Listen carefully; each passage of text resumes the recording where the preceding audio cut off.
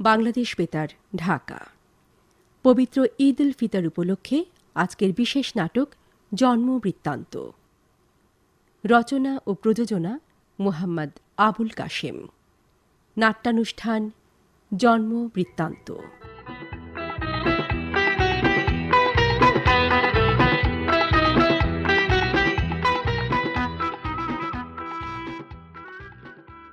এবার বলো কি জন্য এসেছো?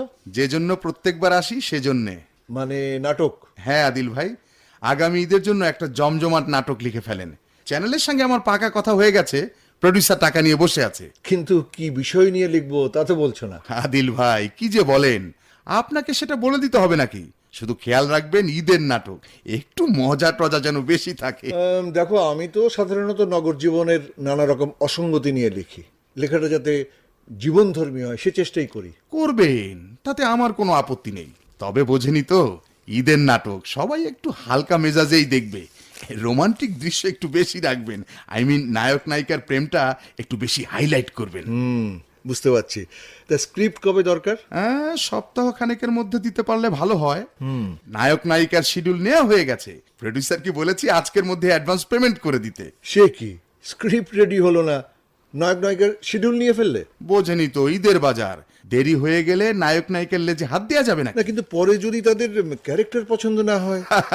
আপনি হাসালেন আদিল ভাই, ক্যারেক্টার দিয়ে কি হবে? কথা বলবে তো টাকা। আপনি ভাববেন না, আমি সব ফিট করে নেব। একটা আইডিয়া অবশ্য মাথায় আছে, তবে নায়ক নায়িকার প্রেম তো তাদের বেশি পাবে না। আপনি লিখে ফেলুন তো, বাকিটা আমি ম্যানেজ করে নেব। আরে শুনুন, আপনাকে কিছু অ্যাডভান্স করার জন্য প্রডিউসারকে বলে দেব, নইলে তো আপনি ইনসেনটিভ পাবেন না। আপনি আজ থেকে লেগে যান, আমি ফোনে আপনার প্রোগ্রেস মনিটর করব। আজ উঠে আদিল ভাই, আমার অনেক কাজ আছে। আচ্ছা ঠিক আছে, এসো।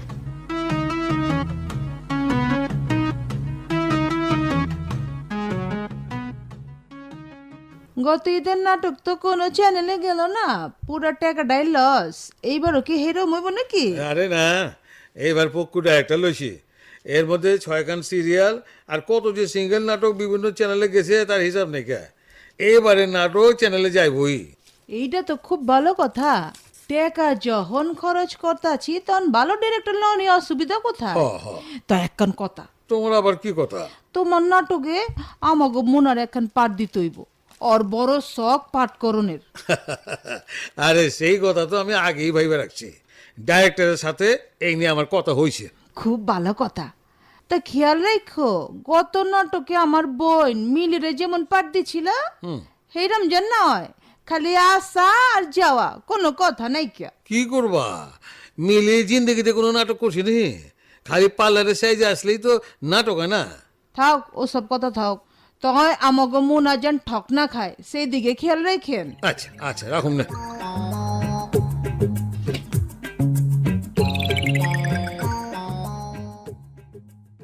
কি হলো, এমন করছো কেন? কেন, কি করছি? অনেকক্ষণ ধরে খেয়াল করছি তুমি শুধু পায়চারি করে যাচ্ছ, আর মাথার এমনিতে তো চুল নেই, যে কটা আছে তাও আবার ছিঁড়ে ফেলতে চাচ্ছ। ঠাট্টা করছো? না না না, ঠাট্টা করবো কেন, যা সত্যি তাই বললাম। বলো, তোমার যা ইচ্ছা বলো। আর এদিকে আমি আছি এক মহা বিপদে। মা, কিসের বিপদ? প্রেম প্রেম নিয়ে। কি সর্বনাশ, এই বয়সে তুমি আবার নতুন করে প্রেম শুরু করলে না? আরে দূর, আমার প্রেম নয়, আমার নাটকের নায়ক নায়িকার প্রেম। বেশ তো, লিখে দিবে। তুমি একজন অভিজ্ঞ নাট্যকার, নায়ক নায়িকার প্রেম নিয়ে লিখতে তোমার অসুবিধা কোথায়? আছে আছে, অসুবিধা আছে। গল্পের প্রয়োজনে যেটুকু প্রেম থাকা দরকার সেটুকু তো আছেই, কিন্তু তাতে ডিরেক্টর খুশি না, বলছে ঈদের নাটকে এই মেজমেজে প্রেমে চলবে না, আধুনিক প্রেম চাই। আধুনিক প্রেম মানে? এই সে আমি তোমাকে বলতে পারবো না, এ নিয়ে কথা বলতে আমার রুচিতেও বাধে। তাহলে তো দেখছি তুমি মহা বিপদেই আছো। কি যে করি, এদিকে আবার টাকাও অ্যাডভান্স নিয়ে ফেলেছি। ওই টাকা দিয়েই তো তুমি আবার ঈদের শপিং করেছো। শোনো শোনো, আমি বলি কি, তুমি এই নিয়ে মন খারাপ করো না। ওরা যেভাবে চায় সেভাবেই লিখে দাও। টাকা যখন অ্যাডভান্স নিয়েছো সেটা তো আর ফেরত দেওয়া যাবে না। এছাড়ার উপায় কি? ওরা যেভাবে চায় তাই আমাকে করতে হবে, না হলে এ লাইনে টিকে থাকাই মুশকিল হবে। সংসারে টিকে থাকার জন্য কত মানুষের কত রকম কম্প্রোমাইজ করে চলতে হয়। তুমিও না হয় একটু করলে। তোমার জন্য এক কাপ চা নিয়ে আসি। বেশ, আনো।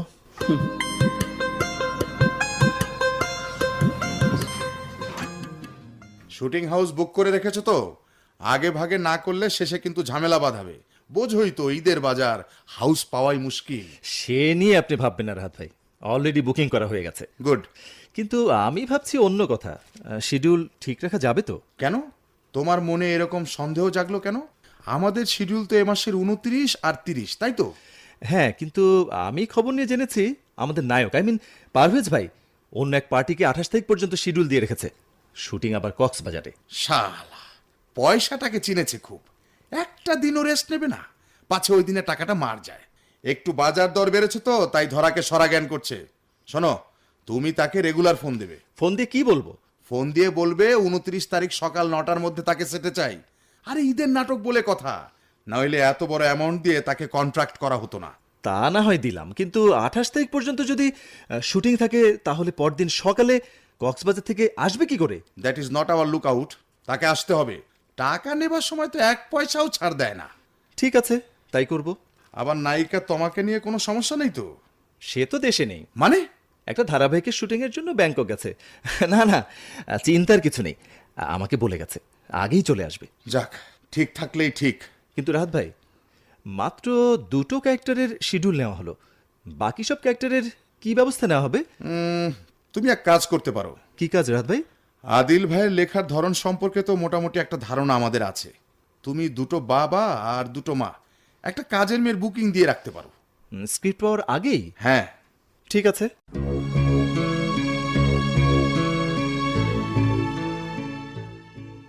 তোমার এই ঈদের নাটক লিখতে গিয়ে আমার বেশ ধকল গেল। কেন আদিল ভাই? আপনি একজন অভিজ্ঞ নাট্যকার, ঈদের জন্য একটা নাটক লিখতে আপনার এত ধকল পোহাতে হলো কেন? আরে তোমরা কি আমাকে স্বাধীনভাবে লিখতে দিয়েছো নাকি? তোমাদের নানান রকম ডিমান্ড ফুলফিল করতে আমার একেবারে ত্রাহি অবস্থা। আরে আদিল ভাই, ঈদের নাটক বলে কথা। সবাই চায় গ্ল্যামার, চমক দেখাতে চায় সবাই। সেজন্যই বাজারের ডিমান্ড অনুযায়ী আপনাকে কিছু সাজেশন দিয়েছি আর কি। তোমার সাজেশন অনুযায়ী চলতে গিয়ে আমার মূল গল্পের অনেক ক্ষতি করে ফেলেছে। কুছ পরোয়া নেই, নাটক হিট হলে দেখবেন নাট্যকার হিসেবে আপনি কোথায় উঠে গেছেন। ওভাবে উঠতে আমার আপত্তি আছে রাহাত। আহা, আপনি এত হতাশ হচ্ছেন কেন আদিল ভাই? আপনার মূল গল্প তো ঠিকই আছে। ঠিক আছে, নাটক তো লিখে দিলাম, এবার বানাও তোমার মতো করে। সে ব্যাপারে তো তোমাকে কিছু বলতে পারবো না, তবে খেয়াল রেখো আমার ইজ্জতটা যেন থাকে। কি যে বলেন আদিল ভাই, আপনি আমার উপর পুরো ভরসা রাখতে পারেন। ঠিক আছে, ঠিক আছে, let us hope for the best. আজ তাহলে আসি আদিল ভাই। এসো।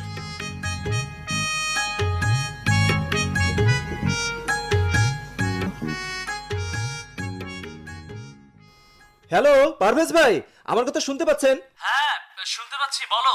আপনি কক্সবাজার থেকে এখনো রওনা দেননি? না রে ভাই, এখনো পারি নাই। সর্বনাশ, তাহলে কি হবে? এখন তো সন্ধ্যা হয়ে গেছে, কাল সকাল থেকে শুটিং। আর বলো না, এমন দুর্বল পার্টি, কোন রকম প্ল্যানিং বলতে কিছু নেই। এখন আমরা কি করব তাই বলেন। আর একটা সিকোয়েন্স বাকি আছে, লাইট হচ্ছে, এটা শেষ করে সোজা ঢাকায় রওনা হব। গাড়ি রেডি আছে। আর শোনো, রাহাত ভাইকে কিছু জানানো দরকার নেই, শুধু শুধু টেনশন করবেন। ব্যাপারটা শুধু তোমার মধ্যে রাখো। তা তো বুঝলাম, সারা রাত জার্নি করে এসে শুটিং করবেন কি করে? আর পথঘাটের যা অবস্থা, কখন এসে যে পৌঁছান তা আল্লাহই জানে। বেশি চিন্তা করো না তো, বোঝোই তো ঈদের বাজার, পার্টি এমন ভাবে ধরে যে না করতে পারি না। স্ক্রিপ্ট নিয়েও তো একবারও কোনো আলোচনা হলো না, কাস্টিউম সম্পর্কেও কোনো কিছুই ধারণা দেওয়া হলো না। এগুলো কোনো সমস্যা নয়, স্পটে সব ম্যানেজ করে দেব। আর সাফিসিয়েন্ট কস্টিউম আমি নিয়ে যাব। যাই, শুটিংটাকে শেষ করি, রাখি। একটা বিপদ আসন্ন মনে হচ্ছে। রাহাত ভাইকে কি সব জানাবো? না, এই মুহূর্তে তাকে কিছু জানানো ঠিক হবে না। এমনিতেই নাটকের বাজেট নিয়ে তার মাথা গরম হয়ে আছে। অরিজিনাল বাজেটে কাজ করা সম্ভব হচ্ছে না, কিন্তু প্রডিউসার কিছুতেই টাকা দিতে চাচ্ছে না। কি যে করি বুঝে উঠতে পারছি না।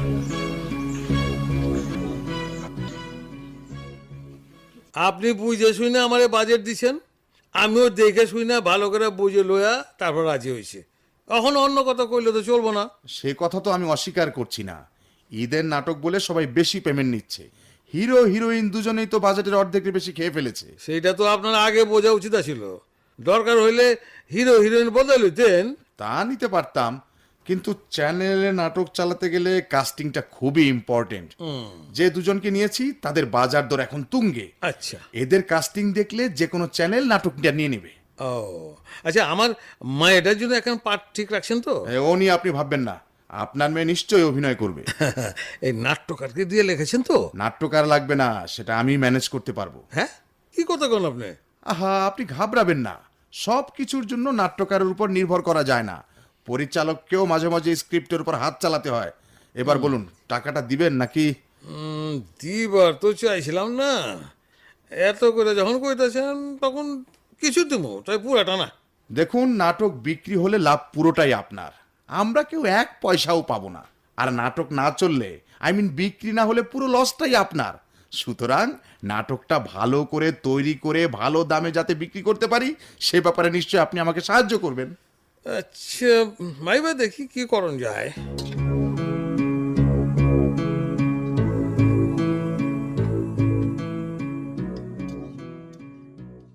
রবিন, তুমি আগে বললে না কেন? তাহলে আরেকটু ঘুমিয়ে আসতে পারতাম। কাল রাত 3টে পর্যন্ত শুটিং করেছি। আগে বুঝতে পারিনি যে পারভেজ ভাই এত দেরি করবেন। ঘুমে একদম চোখ বুজে আসছে। আপনি এত রাত পর্যন্ত শুটিং করেন কেন? কি করব, সবার এক কথা, ফেসে গেছি, প্লিজ বাঁচান। এভাবে শুটিং করলে তো শরীর টিকবে না। সে তো ভালোই বুঝতে পারছি, এবার ঈদের কাজ শেষ করে আর এমন লোড নেবই না। কি ব্যাপার খলিল, কিছু বলবে? কোন সিকোয়েন্সে লাইট করব? একটু ওয়েট করো, রাহাত ভাই আগে আসুক। পারভেজ ভাই না এলে তো কোনো সিকোয়েন্সই করা সম্ভব হবে না। না না, আপনার আলাদা কিছু কাজ আছে। কই, স্ক্রিপ্টে তো দেখলাম না। আছে, আপনি ভালো করে দেখেননি। তা হবে হয়তো, স্ক্রিপ্ট ভালো করে দেখার সময় পেলাম কোথায়। খলিল, আপনি ওয়েট করেন, আপনার লোকজন সব এসেছে তো? সবাই এসেছে। রবিন, ঘুমানোর জন্য একটা রুম ঠিক করে দাও। এই ফাঁকে আমি একটু ঘুমিয়ে আসি। পারভেজ ভাই কখন আসেন তার ঠিক আছে, তবে 2 দিনের বেশি 1 সেকেন্ডও বেশি সময় কিন্তু আমি দিতে পারবো না। তাতে তোমাদের নাটক হোক বা না হোক, আমার শিডিউল খুব টাইট। আসেন ম্যাডাম, আমি ব্যবস্থা করে দিতেছি। চলো, ব্যাগটা নিয়ে নাও।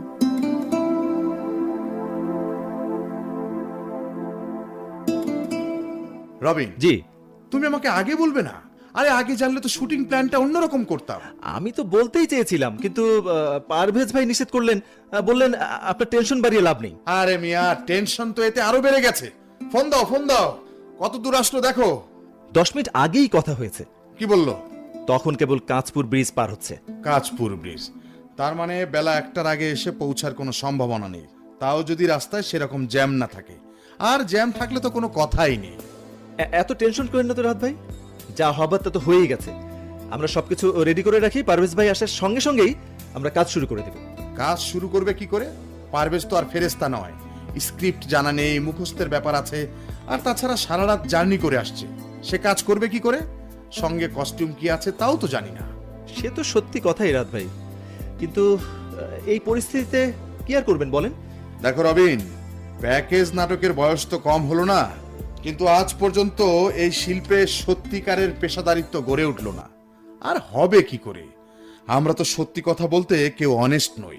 আমার কথাই ধরো না কেন, আমি নিজেও তো ঠিক কাজটা করছি না, সব সময় আমাকে একটা কম্প্রোমাইজ করে চলতে হচ্ছে। তবুও আপনার ব্যর্থতার কথা আপনি ফিল করতে পারছেন, অন্য কেউ তো এ নিয়ে ভাবেও না। বাধ্য এসব, অনেক গুরু গম্ভীর কথা হয়ে গেল। এখন বলো, তমা কি করছে? গভীর ঘুমে অচেতন, কাল রাত 3টে পর্যন্ত শুটিং করেছে। ঠিক আছে, ওকে ঘুমাতে দাও, ডিস্টার্ব করার কোনো দরকার নেই। তুমি লাইটের লোকদের বলো প্রথম যে জোনে কাজ করব জোন লাইট কমপ্লিট করে রাখতে, তারপর পারভেজের জন্য অপেক্ষা করা ছাড়া আর কোনো উপায় নেই। ঠিক আছে, আমি বলে দিচ্ছি। খলিল, খলিল।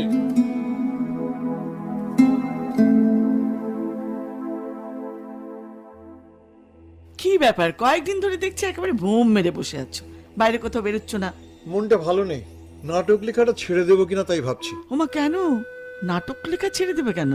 নাটকে যে মেসেজটা আমি দিতে যাচ্ছি, নাটক তৈরি হওয়ার পর দেখছি তার কিছুই থাকছে না। তবুও তো টাকাটা তো পাচ্ছ। কি বলছো তুমি? টাকাটাই সব হলো? আমার সৃষ্টি বলে কোনো কিছুর অস্তিত্ব থাকবে না? তা তো ঠিক, কিন্তু কেন এমন হচ্ছে বলো তো? আসলে ব্যবসা ব্যবসা ব্যবসাকে সামনে রেখে যে যার মতো ফ্রি স্টাইলে চলছে, ন্যায় নীতির কোনো বালাই নেই। যাকগে যাক, এ নিয়ে তুমি আর মন খারাপ করো না। রাহাত ভাইয়ের নাটকের আজকে শুটিং না? হ্যাঁ। তুমি যাচ্ছ না কেন? আমার লেখা নাটকে আজকাল আর যাই না। আমি সেটে গেলে আর্টিস্টরা বিব্রত বোধ করে। কেন বিব্রত বোধ করবে কেন? সংলাপ থেকেও মুখস্থ করে না, আর মুখস্থ করার সময় বা কোথায় তাদের? সংলাপ তারা বলে, তবে আমি যেভাবে লিখি সেভাবে বলে না। সুতরাং আমার উপস্থিতিতে তারা বিব্রত বোধ করে। আর আমার খারাপ লাগার ব্যাপারটা তুমি নিশ্চয়ই বুঝতে পারছো। সে আর বুঝতে পারছি না। এখন সবকিছুই ডিরেক্টরের উপর ছেড়ে দিই। এই নাটকটাও রাহাতের উপর ছেড়ে দিয়েছি। রাহাত ভাই তোমার সম্মান রাখবে। চা দেব? দাও।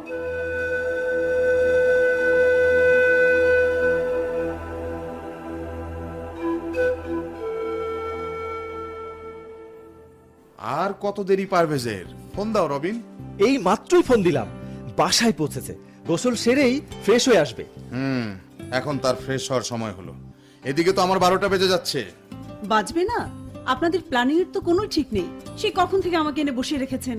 আরে এসো এসো তোমা, ঘুম হলো? সেটে ঘুমানো যায় নাকি? কোনো রকম একটু চোখ বোঝাই আর কি। তবুও তো একটু রেস্ট পেলে। পারভেজ ভাই আসতে দেরি হবে জেনেও আমাকে এত সকালে কল দিলেন কেন? আরে আমরা সেটা জানতাম নাকি? ও তো প্রমিস করেছিল সকালের মধ্যেই এসে যাবে। রাতে রওনা দিয়ে সকালে শুটিং, তাও আবার কক্সবাজার থেকে। এটা মোটেও প্র্যাকটিক্যাল নয়। তুমি কিছু মনে করো না তোমা, তুমি বরং লাঞ্চটা সেরে নাও। রবিন, তোমার লাঞ্চের ব্যবস্থা করো তো। হ্যাঁ করছি। রাহাত ভাই, প্রোডিউসার তো অস্থির হয়ে পড়েছে, কি করব? তুমি মেয়েটার কয়েকটা নাচের শট নিয়ে ছেড়ে দাও, ওনাকে আবার নাচ শিখছে। লাগাবেন কোথায়? আরে বাবা, সে পরে দেখা যাবে। আপনি আসবেন না? না, আমি আসলে রিকোয়েস্টের পরিমাণ বেড়ে যাবে। ঠিক আছে।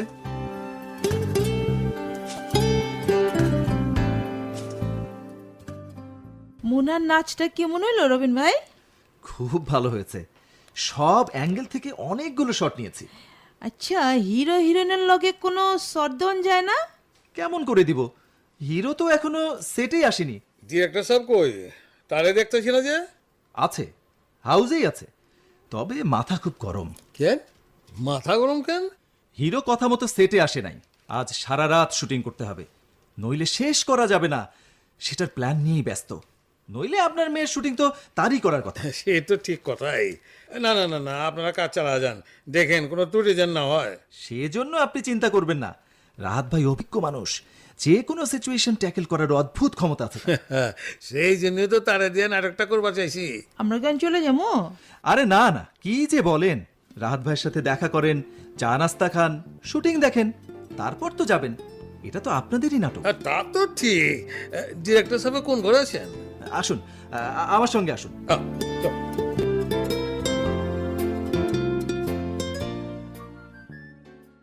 সরি সরি রাহাত ভাই, আপনাদের সবাইকে খুব কষ্ট দিয়েছি। সরি বললেই তো সময়টা আর ফিরে পাবো না।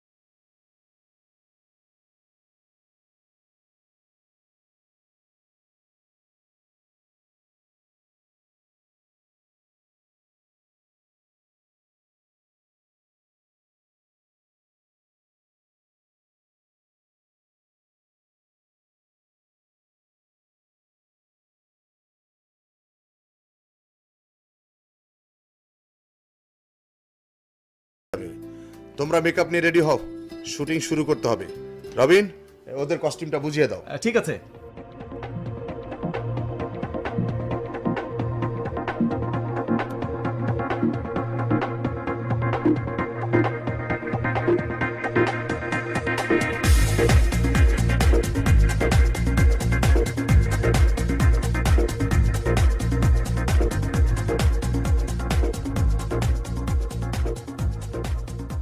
কি রাহাত ভাই, বলেছিলাম না ওই দিন টাইম নামিয়ে দেব, পারলাম তো? হ্যাঁ, তা পারলাম, কিন্তু যে স্পিডে চালালাম, কি যে হয়েছে আল্লাহই জানে। মন মতো সব শর্ত নিতে পারলাম না। কি যে বলেন, এর চেয়ে বেশি আর কি করবেন? কয়েকটা তো এক্সট্রা অর্ডিনারি শট নেওয়া হয়েছে, একেবারে ফাটাফাটি কারবার হয়ে যাবে। আগে দেখি এডিট করে কি রকম দাঁড়ায়। আমার সাইকেল চালানোর ব্যাপারটা দারুণ আসবে, কি বলো রবিন? এই কথা বলছো না কেন? আমি আর কি বলবো, আপনার সুন্দর সাইকেলটা চালিয়েছেন বেশ মজা করে।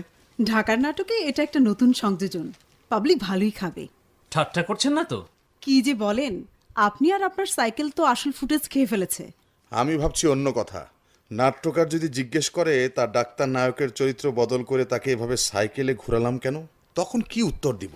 আপনার দেখি নাট্যকারের ব্যাপারে ম্যানিয়া হয়ে দাঁড়িয়েছে। এখনকার নাটকে স্ক্রিপ্ট কোনো ব্যাপার নাকি?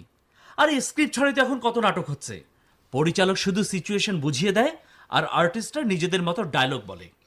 কিন্তু এটা তো সেরকম নাটক না। যাকগে, যা হবার তা তো হবেই। রবিন, জি রাত ভাই। তুমি কাল সকালে এই প্যানেলে বসে যাও, লাইন আপ শুরু করে দাও, হাতে বেশি সময় নেই। ঠিক আছে। রাহাত ভাই, আসি তবে। তমা দাঁড়ান, হ্যাঁ, একসঙ্গেই বেরোই। রাহাত ভাই, আমিও তাহলে আসি। আবারও আপনার কাছে ক্ষমা চাচ্ছি আপনাকে কষ্ট দেওয়ার জন্য। ঠিক আছে, ঠিক আছে, ইটস অল রাইট। সামাদ, ওদের ব্যাগগুলো গাড়িতে তুলে দাও। রবিন, চলো আমরাও বের হই, রাত তো আর বেশি বাকি নেই।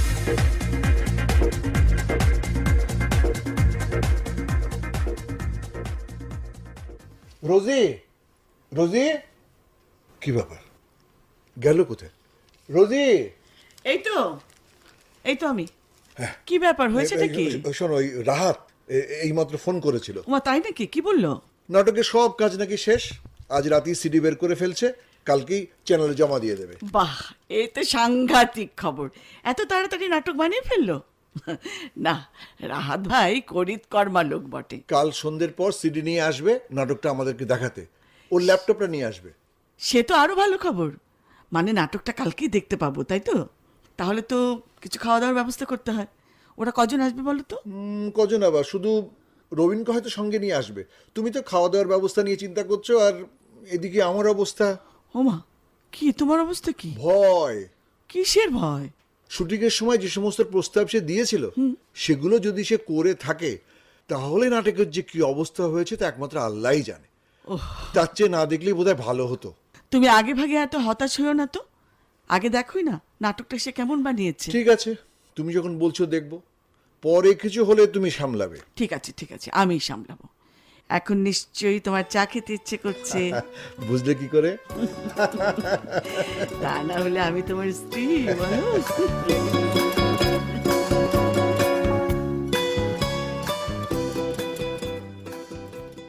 হ্যাঁ, এই হলো আপনার পুরো নাটক, 38 মিনিট 30 সেকেন্ড। এবার বলুন কেমন লাগলো? কেমন লাগলো?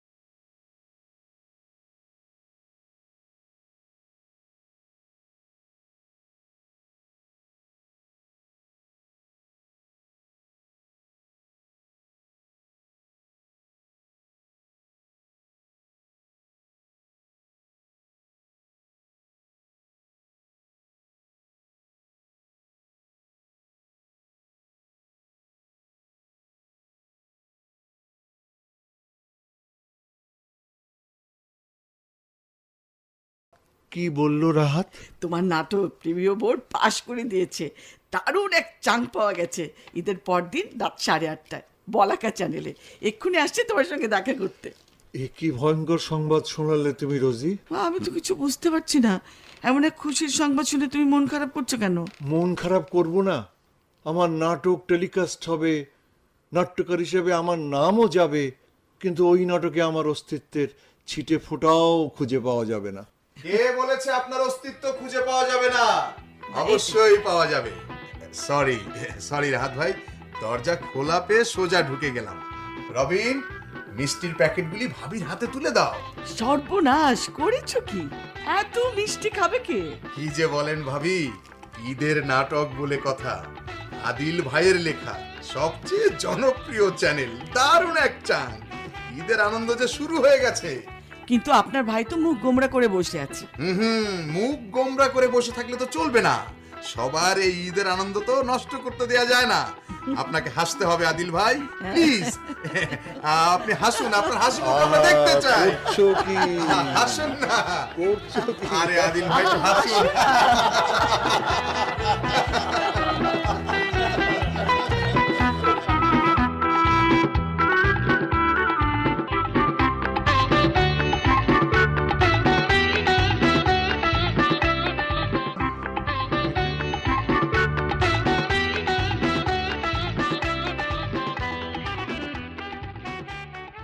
মোহাম্মদ আবুল কাশেম রচিত পবিত্র ঈদ উল ফিতর উপলক্ষে বিশেষ নাটক জন্মবৃত্তান্তর অভিনয় শুনলেন। এতে বিভিন্ন চরিত্রে অভিনয় করেছেন আদিল রহমান, আব্দুস সবুর খান চৌধুরী, আদিলের স্ত্রী ফেরদৌস আহমেদ লীনা, রাহাত খান, মোহাম্মদ আশরাফুল কবির, কোরবান আলী, কাজী আসাদ, সালেহা, রীতা ব্যানার্জি, পারভেজ, ফিরোজ আহমেদ ইকবাল, খলিল, এএফ আকরাম হোসেন। রবিন ও তমার চরিত্রে অভিনয় করেছেন জোবায়েদ হোসেন পলাশ ও শিরিনা খাতুন। শব্দগ্রহণে মোহাম্মদ তাজুল ইসলাম, সম্পাদনায় মোহাম্মদ আশরাফুল ইসলাম। আর জন্মবৃত্তান্ত নাটকটি প্রযোজনা করেছেন মোহাম্মদ আবুল কাশেম।